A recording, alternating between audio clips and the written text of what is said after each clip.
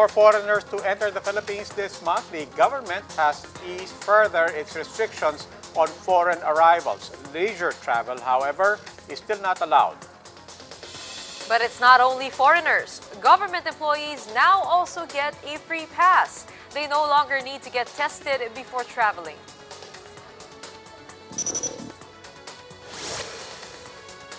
Good evening, I'm Gretchen Ho. And I'm Robbie Alampay. You're watching The Big Story. We begin with government once again relaxing foreign travel restrictions starting this month. Not only that, protocol for state workers traveling for official business have also been relaxed. Maricel Halili with The Big Story. Never mind the threat of new COVID-19 variants. The government has opened the country's borders for more foreign arrivals starting February 16. Those with valid visas issued as of March 20, 2020 will be allowed to enter the country. The same applies to foreign nationals with special residence and retiree visas. Upon arrival, they only need to present an entry exemption document to immigration. They also need to have pre-booked accommodation at government-accredited quarantine hotels or facilities. They will also be subjected to COVID-19 testing on the 6th day. Leisure travel is still not allowed. Presidential spokesperson Harry Roque says the move is in line with existing immigration policies. Ang Commissioner of Immigration ay mayroong eksklusibong prerogative na makapagdesisyon tungkol sa waiver o recall na exclusion orders ng lahat ng mga dayuhan na pumapasok. Based on immigration guidelines, those who can enter the country with visas are foreign diplomats, airline crew members, traders, and those with foreign seafarer visa. Foreigners with Filipino spouses and children are also allowed. Government officials and employees may now also travel on official business. They are not required to undergo testing or quarantine protocols set by local governments as long as they present identification and a travel authority. But they still need to undergo symptom screening. Rational naman po kaya natin ito ginagawa. Usually, for business purposes, ang mga government officials. In an interview with One News, Dr. Ron Jean Solante, infectious disease head of the San Lazaro Hospital, says the move doesn't necessarily mean the government is being complacent. I think there are protocols here that we still follow despite opening up this restriction of foreigners, no? And one of that is really screening them for possible signs and symptoms. He adds relaxing travel restrictions may be a welcome development now that infections have stabilized. Our case has more or less stabilized, and this is something that looking forward while we are waiting for the vaccines to come. The national government has also granted the request of Baguio City for its hotels to accommodate leisure travelers. But Malacanang noted that health protocols and contact tracing measures must be strictly observed. For News 5, Maricel Halili, we are One News. And these are the other big stories tonight. With Pfizer's vaccines expected to arrive this month, the government updates its vaccine priority list. Health workers in Metro Manila, first in line. January inflation quickened to its fastest pace in 2 years at 4.2%. The signal elevated inflation in the near term. The Bangko Sentral does not necessarily think so. And Metro Manila is a step closer to having its first subway. The Transportation Department has unveiled the head of a tunnel boring machine to be used for excavation from Valenzuela to Naiya.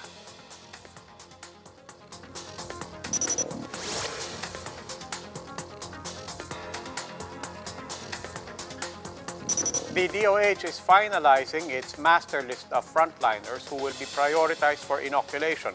But with limited doses of Pfizer shots expected to arrive this month, only Metro Manila health workers are likely to get the initial jabs. Greg Gregorio with the details. With the first batch of vaccines set to arrive this month, the health department is now finalizing and identifying persons who will be prioritized in the mass inoculation. Healthcare workers still top the government's updated list, followed by senior citizens, persons with comorbidities, and other sectors. Due to the limited supply of vaccines, the DOH said health workers in Metro Manila could possibly be the first in line. Yung ating burden of disease across the different regions, NCR is the topmost. And then there was also this criteria na sinasabi yung readiness para sa pagdating ng bakuna. Would the storage capacity be fulfilled, no, yung mga requirements na andyan ba? And it would be that the National Capital Region would be the most ready. First on the list should be frontliners in COVID-19 referral hospitals, such as the Philippine General Hospital, Lung Center of the Philippines, and the Jose N. Rodriguez Memorial Hospital. Healthcare facilities have been instructed to come up with a list of workers who will get the shots first. For example, in NCR, we already have around 116,000 that have submitted their total numbers, no? But ito po, nandun po tayo sa master listing stage pa lang. Within the hospitals, they are still in the process of going through each of their staff to find kung sino po yung may mga comorbidities. Local governments have also been ordered to conduct pre-registrations. Manila, for one, has launched its vaccine registration back in December. To date, over 80,000 people have pre-registered online. The LGU says non-Manila residents are also welcome to register. Pagka non-Manilan po, pero dito po naka-dorm o kaya dito po yung mga frontliners po na non-Manilan, ang suggestion po namin ay gamitin po nila yung place of work nila as their residence. The profile and medical history of every person in the master lists of every health facility in LGUs have to be validated. It will then be incorporated in the government's vaccine information management system. If a recipient decides to back out, measures are in place to avoid wasting vaccines. So kailangan meron po silang nakatalaga na mga alternative na mga recipients kung sakaling magkakaroon tayo ng pagtanggi during the vaccination day itself. So again, the government will not allow wastage for this very valuable technology. The Tourism Department has meanwhile lauded the inclusion of tourism frontliners in priority groups for vaccination. For News 5, Gregorio, we are One News. Hopefully this settles it. Those driving alone no longer need to wear face masks inside their vehicle. That's according to a joint statement by the Health and Transportation Departments. But for those with passengers, regardless if you are from the same household, you have to wear masks.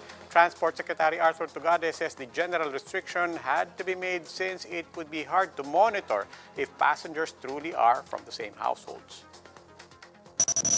Paano mo man mamonitor yung dalawa o tatlo na kasama mo sa auto na kasambahay, kasama sa bahay, kasama sa pamilya? Mahirap. Kaya nagge-generic numerical requirement.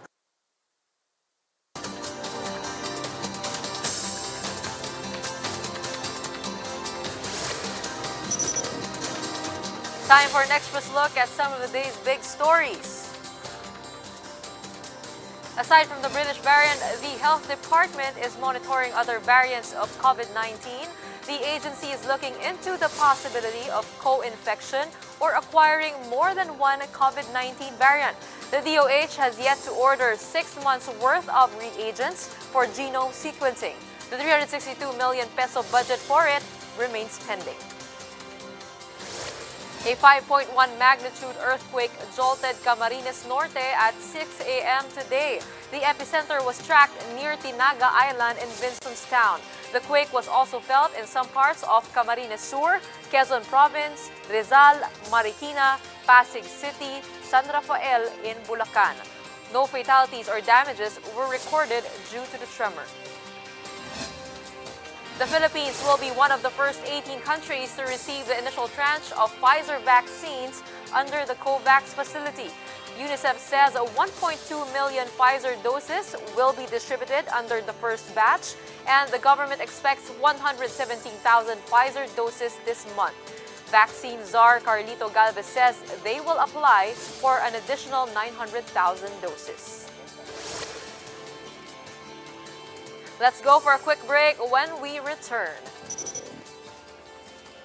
coming from a 2020 low, January inflation accelerated faster than expected, so much so that it has been the highest clip in 2 years. And if you don't want to be banned in Boracay for life, then better follow travel requirements. The island destination will declare as persona non grata those who falsify test results. The details on that later.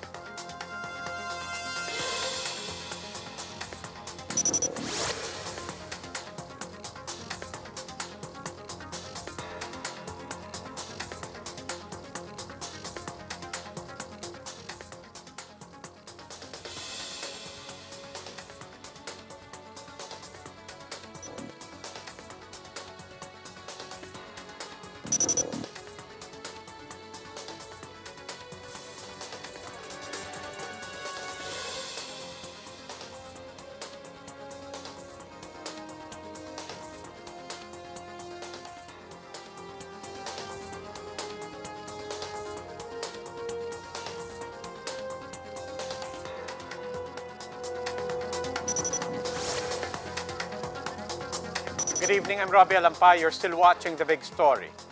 A bill has been filed at the Senate that would require vaccine passports, especially for travel. But a group of lawyers are warning it may be unconstitutional. Why is that? JC Cosico tells us. City Hall employee Kennedy Asis is keen on getting a COVID-19 jab. She's one of the more than 80,000 Manileños who have signed up for the city's free inoculation. Going out for work daily, she's wary of contracting the virus and infecting her family.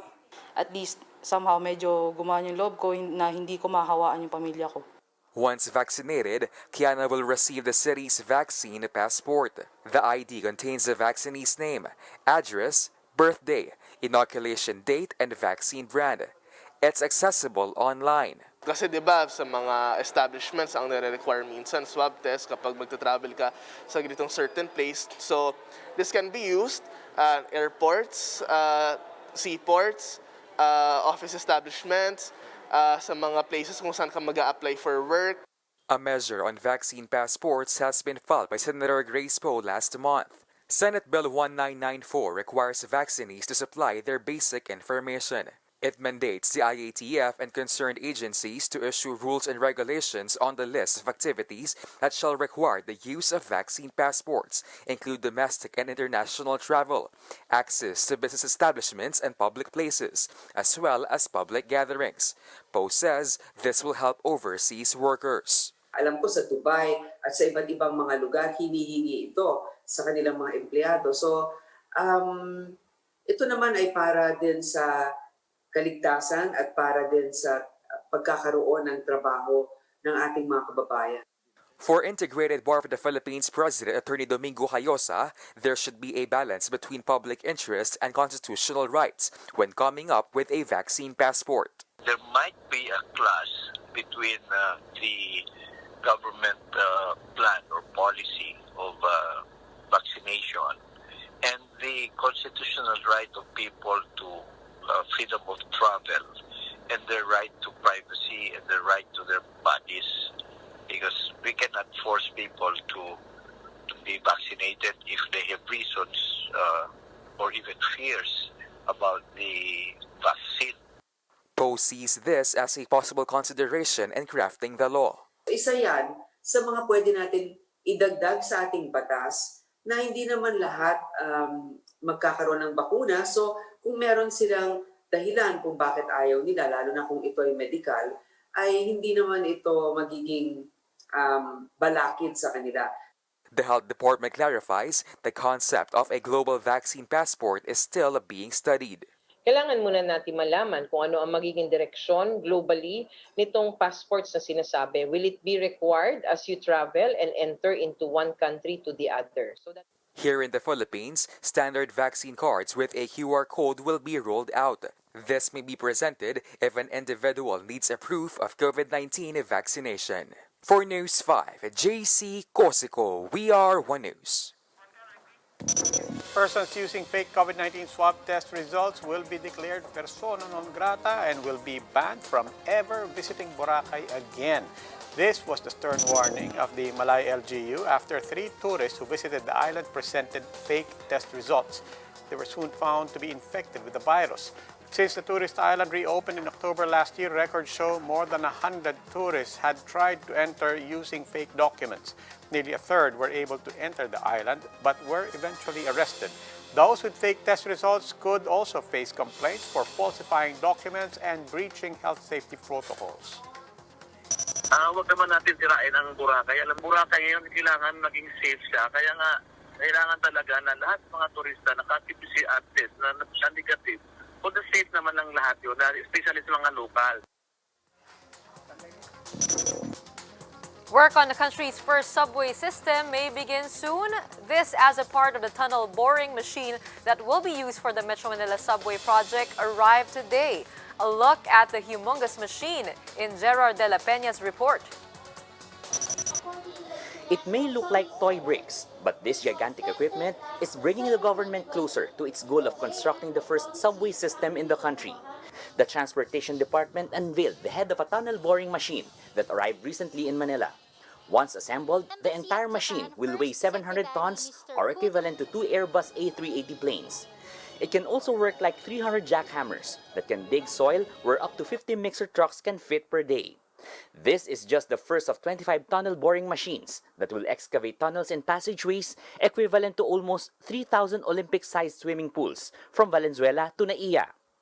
To catch up in the mass transport infrastructure backlog that has caused so much lost productivity and so much inconvenience to our people, the Metro Manila Subway Project, along with our 12 other railway projects throughout the country, are being implemented at record scale and at record speed.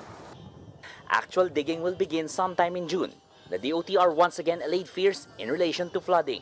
Ang mga engineers natin, consultant at skills and talento, pati na yung mga contractor, ay na-involve sa tinatawag na subway sa Japan, na kung saan yung tinatawag na water line ng Japan mas mababa kaysa sa atin, na kung saan yung bagyo at lindol ay mas marami kaysa sa atin. The DOTR is also working on the construction's effect on ground traffic. There will be problems, but we are doing some logistical and traffic planning para nang sa maibsan. Halimbawa, yung paglabas nung hukay, nung lupa, at yung pag-alis ng hukay at lupa, gagawin yan kung walang traffic o makukunti yung traffic kagaya ng gabi. The DOTR is batting for partial operability of the Valenzuela Depot and Railway Institute by the end of the year. The entire project costs $350 billion, 85% of which will be loaned from Japan, payable in 40 years with a 12-year grace period and an interest of 0.1% per annum. Loan repayment will only take place after the entire subway line becomes operational by 2025. For News 5, Gerard de la Peña, we are One News.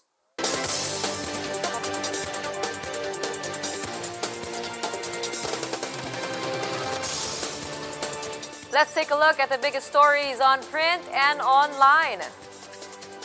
From the Philippine Star, Justice Secretary Minardo Guevara says the NBI is winding up its investigation into the death of flight attendant Christine Becerra. Guevara says the Bureau has finished its forensic examination.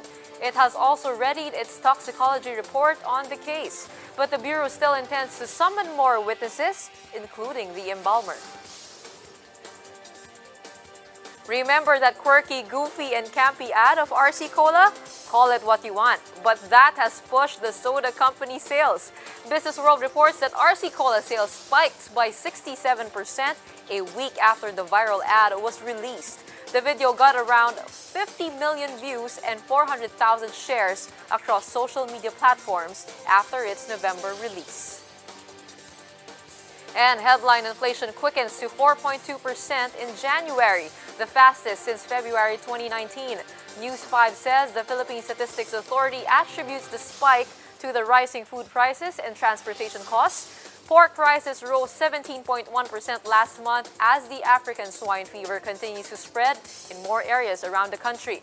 The Bangko Sentral says the uptick is temporary and that inflation will still settle within the 2 to 4% target. Time for a quick break once again when we come back.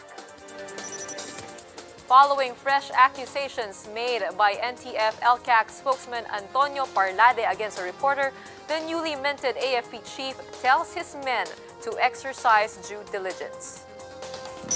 And a town in Quezon Province is giving City Hall employees the chance to find love before Valentine's Day.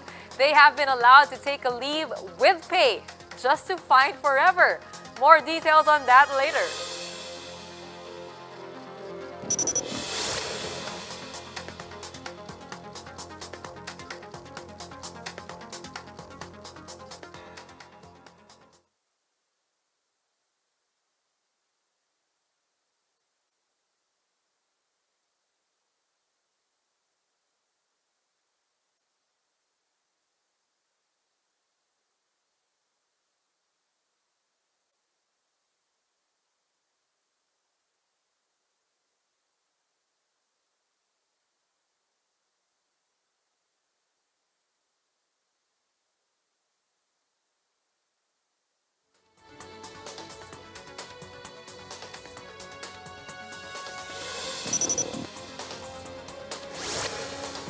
Good evening. You're still watching The Big Story. I'm Robbie Alampay. NTF-ELCAC spokesman Antonio Parlade has reg-tagged a journalist over a report on a petition filed at the Supreme Court. The threats did not sit well with the Armed Forces' new chief. Marian Enriquez has this story. Exercise due diligence. This is the first instruction of new military chief, Lieutenant General Cirilito Sobejana, to the armed forces. The reason of our existence is to serve the people and secure the land. No threatening among our constituents. Kasi paano kami maging effective public servant if we threaten unless they are identified as enemies of the state. Recall that Lieutenant General Antonio Parlade Jr., spokesman for the National Task Force to End Local Communist Armed Conflict, or NTF-ELCAC, accused a journalist of serving as a propagandist for communists. He threatened to file charges against Inquirer.net reporter Tech Torres Tupas. Tech wrote an article on two Aita men claiming to be victims of illegal arrest and torture by soldiers in Zambales last year. Parlade branded the report as fake and propagandist. Some senators are calling on the Defense Department to axe Parlade. On Twitter, Senator Kiko Pangilinan urged Defense Secretary Delfin Lorenzana to show Parlade the door, as he did to former AFP Intelligence Chief Major General Alex Luna. Luna was relieved from his post over a list tagging several University of the Philippines alumni as members of the New People's Army. Senator Panfilo Lacson meanwhile said Parlade's remarks are uncalled for and totally unnecessary, especially as the hearing of petitions against the Anti-Terrorism Act are ongoing. He said Parlade's actions may undermine the controversial law. Journalist groups also condemned Parlade's accusation. The National Union of Journalists of the Philippines says the threats are directed not only to those questioning the ATA, but also those covering the proceedings. The group adds, Parlade's actions speak loudly as to how the measure may stifle dissent. The Justice and Court Reporters Association also calls Parlade's new tirades utterly unacceptable. The reporters say if Parlade read the report, he would know that Tupas based her article on a petition filed at the Supreme Court. They are demanding that Parlade apologize to Tupas. Meanwhile, Center for Media Freedom and Responsibility Board member Vergel Santos says Parlade should be relieved from his post. Sunod-sunod na yan no ha? At saka wala namang nagkakamali dyan. Yan no? Hindi naman po pwedeng nagkamali yan. Mahirap namang sabihin na si Parlade lang may gusto niyan, no? Ano ba naman si Parlade sa Rimen? Santos adds that Parlade's actions are meant to sow fear as the nation is dragged towards dictatorship. For News 5, Marian Enriquez, we are One News.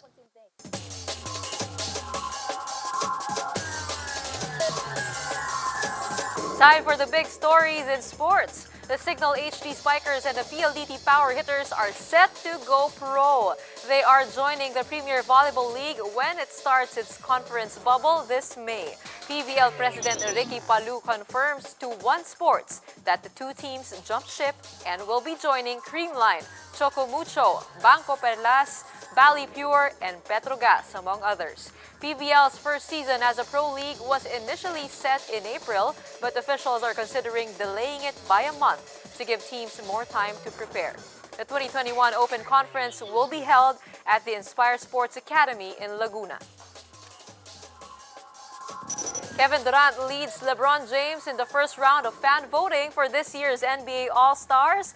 KD led the tally ahead of King James by just a little over 10,000 votes to headline the Eastern Conference. Durant missed the last season, supposedly his first with the Brooklyn Nets due to a torn Achilles tendon. Joining LeBron in the West is Stephen Curry, who also received the most number of votes, exceeding 2 million. The All-Star voting will continue until February 16. The final starting lineups will be announced on February 18.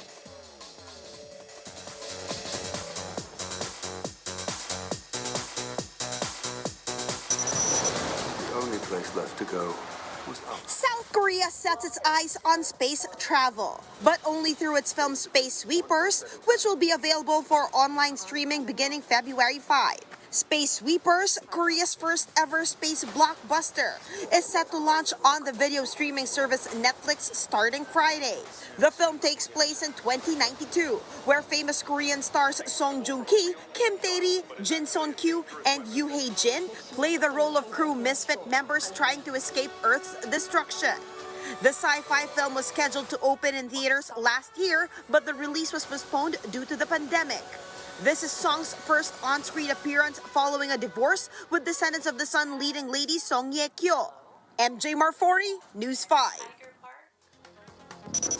Most of us find ourselves looking forward to the day the pandemic is finally over, but when exactly might that happen? Based on current global vaccine rates, Bloomberg says it might take 7 years. That's how long it will take to inoculate 75% of the global population.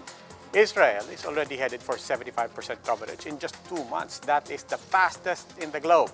The US will get there just in time before the year ends, but not all vaccination programs are created equal. Richer Western countries are far ahead. US science officials such as Anthony Fauci have suggested it will take 70 to 85% coverage of the population for things to return normal. In the meantime, in the shorter term, paid leave to find love. That's the good news for single LGU employees in General Luna, Quezon. Mayor Matt Florido allowed all single LGU employees on Thursday to file a paid leave on February 12 to help them find the one before Valentine's Day. But having realized February 12 is a holiday due to Chinese New Year as well, he told employees that they can file for leave as early as February 11.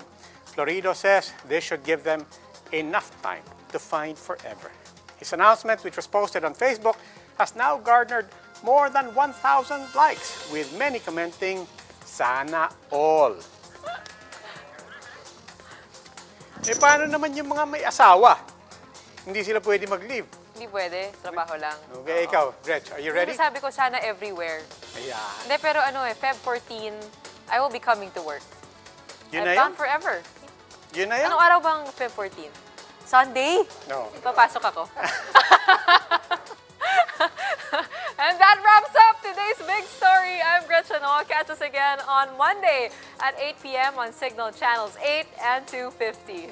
Please like our Facebook page, One News. For more in-depth analysis, visit our webpage, onenews.ph. I'm Robbie Alampay. We are One News. Have a happy weekend and a good evening.